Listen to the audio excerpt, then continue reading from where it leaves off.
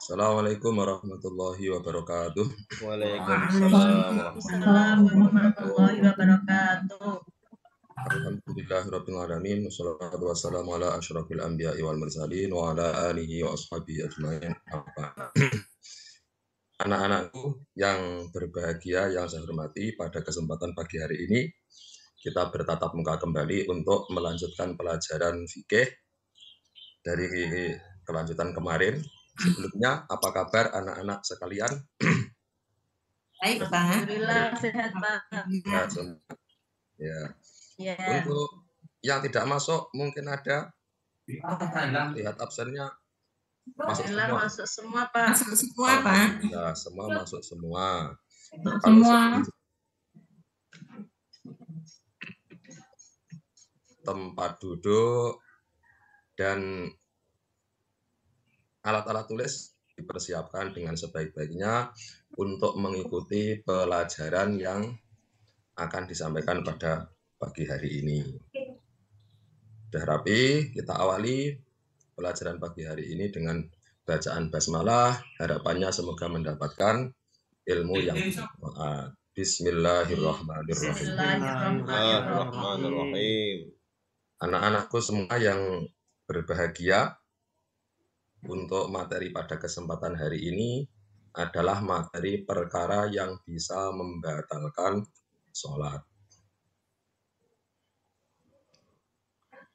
Sudah kelihatan untuk tayangan? Belum, Pak. Nah, ini materinya nanti, yaitu perkara yang membatalkan sholat. Sebelum saya lanjut, saya mau tanya kepada anak-anak semuanya, apa saja perkara yang membatalkan sholat? Yang tahu? Berbicara ketika sholat, Pak. Ya, apa saja? Kentut. Ya. Terus. Bergerak 3 kali atau lebih. Bergerak 3 kali atau lebih. Selanjutnya, coba lagi saya bertanya singkat, apa itu batal? Hilangnya kesucian hilangnya kesucian. Tapi urusan batal sholat loh ya. Ada yang tahu? Kalau belum tahu, kita saksikan, kita cermati, dan kita ikuti pelajaran pada pagi hari ini. Perkara yang membatalkan sholat itu apa saja?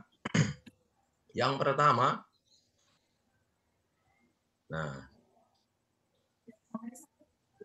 berbicara dengan sengaja.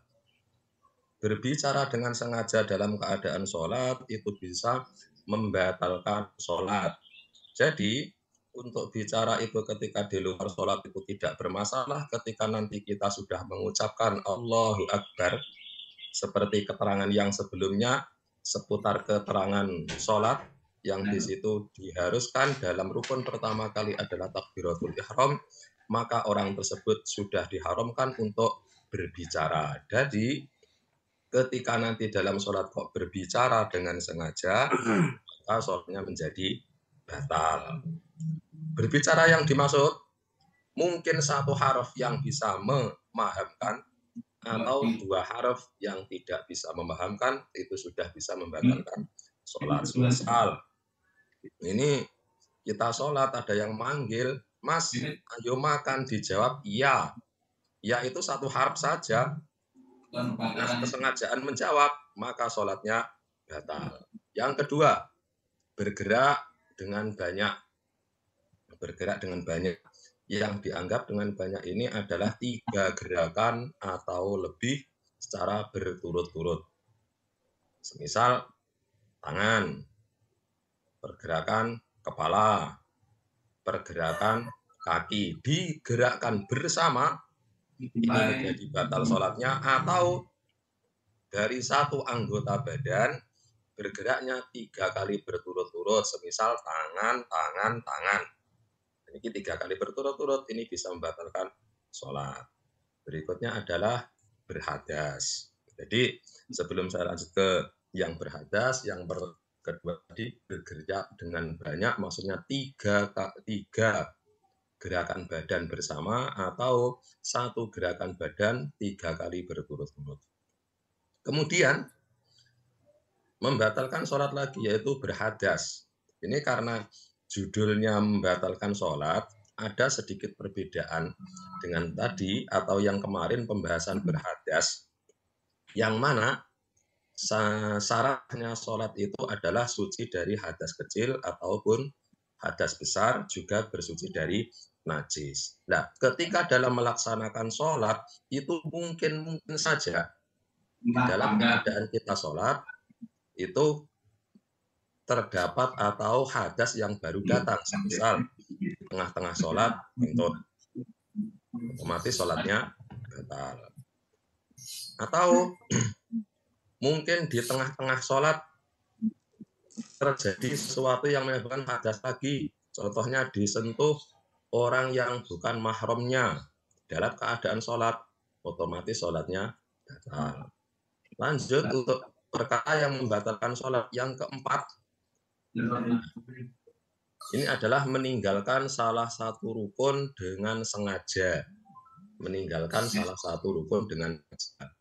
Kemarin di pembahasan pertama, kita sudah dikenalkan, kita sudah memahami hal-hal yang menjadi rukunnya sholat. Rukun sholat ada berapa? Ada yang masih ingat? Yuk, rukun sholat 13, Pak. ada 13. Yang lain ada berapa? Ada yang 17, lain sebagainya. Kadang memang kelemahan kita itu tahu itu rukun, cuma hitungannya memang belum hafal. Satu contoh saja, sekarang membaca Fatihah. Membaca surat Fatihah atau bukan? Rukun atau bukan? Rukun, Bapak. Rukun. Nah, misal dalam membaca Fatihah sholat itu rukun, itu ditinggalkan dalam melaksanakan sholat, bagaimana konsekuensi sholatnya? Sujud sahwi, Pak. Sujud sahwi bisa nggak, Pak? Batal ketika Fatihahnya tidak diulang. Dalam sholat tidak rukuk, itu juga sama. Rukuk itu menjadi rukun sholat, kok ditinggalkan, berarti sholatnya tidak sah atau batal. Berikutnya, kalau diganti dengan sujud sahwi gimana, Pak? Tidak bisa. Nanti sujud sahwi itu sebagai pengganti dari sunnah abad yang ditinggalkan. Kalau rukun tidak bisa digantikan dengan sujud sahwi. Begitu, Pak. Lanjut. Yang membatalkan sholat kembali yaitu terbuka aurat. Padahal sejak awal kita sebelum melaksanakan sholat tadi sudah kita ketahui, sudah kita laksanakan. Syarat sahnya melaksanakan sholat itu adalah menutup aurat. Ternyata di dalam tengah-tengah sholat terjadi hal yang mengakibatkan terbuka aurat, semisal ada angin kencang, akhirnya baju ada yang nyingkap, mukena ada yang nyingkap, atau kalau anak-anak kecil kita lihat itu kadang sarungnya runtuh dan lain sebagainya. Hal-hal yang bisa mengakibatkan terbukanya aurat itu menjadikan sholatnya batal. Jadi besok lagi kalau mau melaksanakan sholat diupayakan dalam melaksanakan sholat nanti aman. Dalam arti untuk aurat tidak akan adapun ketika terbuka kecil dan kita bisa menutup dengan seketika, maka sholatnya masih dianggap atau tidak batal. Ya, saya lanjut. Untuk yang membatalkan sholat lagi, meninggalkan kiblat, meninggalkan menghadap kiblat. Di awal kita sudah dikenalkan dengan yang namanya syarat sholat itu juga harus menghadap kiblat. Lah di dalam melaksanakan sholat mulai dari awal sampai salam kita tidak boleh meninggalkan menghadap kiblat. Mulai dari Allahu Akbar, takbiratul ihram dan seterusnya sampai salam. Kadang ketika kurang sedikit saja sholat kita itu sudah hampir selesai, semisal tinggal sedikit itu kita tinggal melaksanakan rukun yang terakhir yaitu salam. Jadi karena dalam tengok kanan, dalam menengok waktu salam ini over ini menjadikan dada kita berpaling dari kiblat, ini nanti bisa mengakibatkan sholatnya batal. Karena keharusan atau kewajiban mulai dari awal sholat sampai akhir itu harus menghadap kiblat. Seperti dalilnya, idza qumta ila sholati fasbihil wudu'a tsumma astaghfiril qiblata fakabbir. Jadi dalilnya seperti itu. Mulai awal sampai akhir harus senantiasa menghadap kiblat. Dan yang dianggap menghadap kiblat dalam urusan sholat apa? Ada yang tahu? Menghadap kiblat dalam urusan sholat yang dianggap adalah Dada, Bapak. dada. Alhamdulillah ada yang tahu dada. Jadi nanti ketika kita melihat di beberapa kejadian di tempat lain, di televisi mungkin tolan sholat kok tengok ini bagaimana. Nah, ini adalah kajian kita untuk mengetahui apakah itu membatalkan sholat atau tidak. Nah, sekarang kita bahas meninggalkan menghadap kiblat itu bisa membatalkan sholat. Yang dianggap menghadap kiblat adalah dada, bukan wajah, bukan lutut, atau bukan yang lainnya, yaitu dada. Lanjut. Mengubah niat.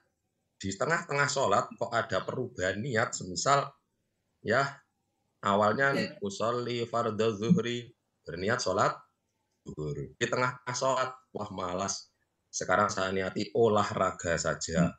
Nah, karena ada niatan lain, maka sholatnya batal. Atau dari pergerakan sholat tadi dirubah niatnya. Contoh, awalnya kita berdiri melaksanakan sholat, berikutnya adalah rukuk. Ketika rukuk ada uang teman kita itu ada yang jatuh. Nah, langsung dalam hati nanti ketika sujud saya ambil uangnya ini. Karena ada uang jatuh. Berarti seorang tadi niatan dalam melaksanakan sujudnya adalah mau mengambil uang, tidak melaksanakan sujud sholat, maka itu namanya termasuk merubah niat di dalam sholat, sholatnya menjadi batal. Contoh lain, ya, jadi nanti bisa mengakibatkan batalnya sholat karena ada perubahan niat yang dikategorikan di luar sholat. Makan dan minum. Makan dan minum ini bisa membatalkan sholat walaupun ukuran makan atau minumnya sedikit. Semisal habis makan ada di dalam mulut kita satu buah beras atau nasi, atau mungkin ada lauk yang masih tersisa di dalam mulut. Ini ketika sholat kok masuk termakan, ini menjadi sholatnya batal. Bukan berarti gambaran minum itu dalam keadaan sholat dengan membawa piring, satu piring itu tidak. Jadi meskipun sedikit, kok tertelan di dalam sholat, itu hukum sholatnya menjadi batal. Kadang anak-anak kecil itu ya ada-ada saja, mau sholat makan permen. Nah, makan permen itu kan SD. Sekarang kita itu sudah MTS. Tingkatannya adalah tamat MI, tamat SD. Yang dulunya sholat dengan makan permen, mulai hari ini tidak boleh. Kita sudah MTS. Makan dan minum. Selanjutnya membatalkan sholat adalah tertawa. Tertawa sedikit atau banyak, memang di situ tertawa, karena tertawa itu bukan bagian dari sholat, maka sholatnya batal seperti hadis Rasulullah al-qahqahatu tangqudus sholata. Tolong Bu Nur Insia ya, jangan berisik ya. Mute tolong Bu. Oh iya. Ya, lanjut. Mohon maaf Pak. Ya Pak. Ya. Tertawa. Tertawa atau dalam istilah kita termasuk bagian dari tertawa yaitu dehem. Nah, kalau di bahasa daerah saya itu dehem. Nah, kata ini dengan tujuan yang di luar sholat, semisal ada temannya lewat, tahu temannya lewat, dehem saja.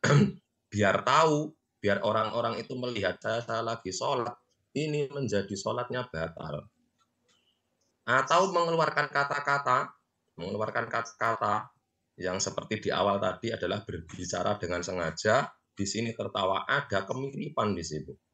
Kalau berkata tadi, walaupun satu huruf memahamkan atau dua huruf tidak memahamkan, bisa membatalkan. Ini tertawa, tertawa masukkan juga al-qohqohah atau demi. Dan yang terakhir itu adalah murtad. Murtad itu adalah keluar dari Islam.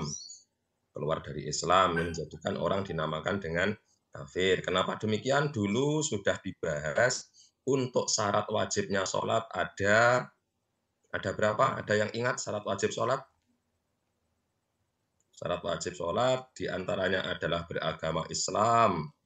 Yang kedua adalah mukallaf, akil balik. Dan yang ketiga adalah berakal. Jadi balik berakal.